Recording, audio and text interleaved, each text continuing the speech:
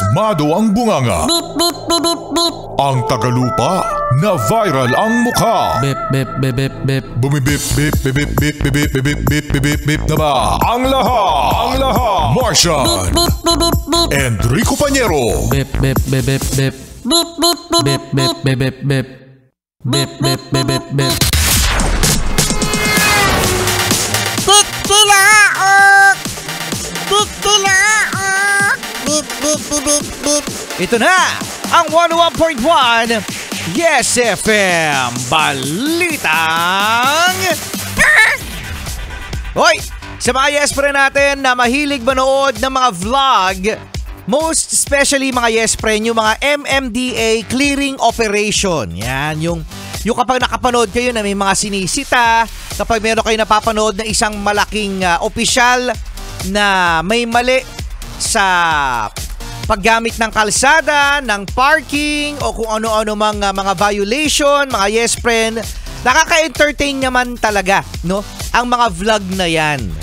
At sikat na sikat nga sa pagva-vlog na yan, mga yes friend. Sino, Martian? Si Loding Gabriel Go. Yan, si Loding Gabriel Go, no? Na nakikita natin mga yes friend sa mga kalsada, no? Isa siyang opisyal ng MMDA at nagva-vlog nga na kanilang mga operation. So ngayon, dahil nga sa naganap ang isang pangyayari na mayroong napahiyang pulis na nag-violate di umano ng illegal parking na kanyang motorsiklo sa harap ng istasyon ng pulis, mga yes friend, at napahiya dahil sa pagvi-video ng operation ng pagsabi sa kanya na mali yan, pare. Mali ang ginawa mo. Yun, so napahiya yung pulis at nagkataon mga yes friend na isumbong at nagreklamo at ngayon meron ng parang kaso, no? Itong si Gabriel Go dahil sa reklamo. Ngayon mga yes friend, ang desisyon itigil ang pagva-vlog ng mga clearing. Bakit? Perfect ka, Martian? Oo! Clearing kasi yan! Clearing! May clearing. Yung clearing operation, no? So, pinagbabawal na mga yes friend. So, nalulungkot ang mga yes friend natin na mga nag-e-enjoy sa ganito mga vlog. Nag-e-enjoy sa na-entertain, no? Sa paghuli. No? Kasi, may time naman din kasi mga yes friend na napapahiya yung involved doon sa video. Kasi para bang sinasabi niya no, na hindi, ganyan kasi yan, ganito, no, pinagtatanggol nila ka na lang sarili, at the end, napapahiya sila kasi di napapagbigyan ng MMDA. Pero kung titignan nyo, Martian, mga yes friend, tama naman ang ginagawa ng MMDA nito ni Gabriel Go dahil sa ang hinuhuli, ang vinivideo ay ang mali. Correct! Totoo yan mga yes friend. Binivideo, mali mali yung ginawa So, anong mali doon?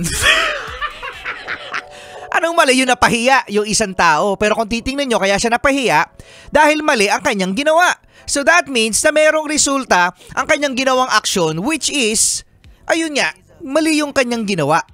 So again, anong mali doon?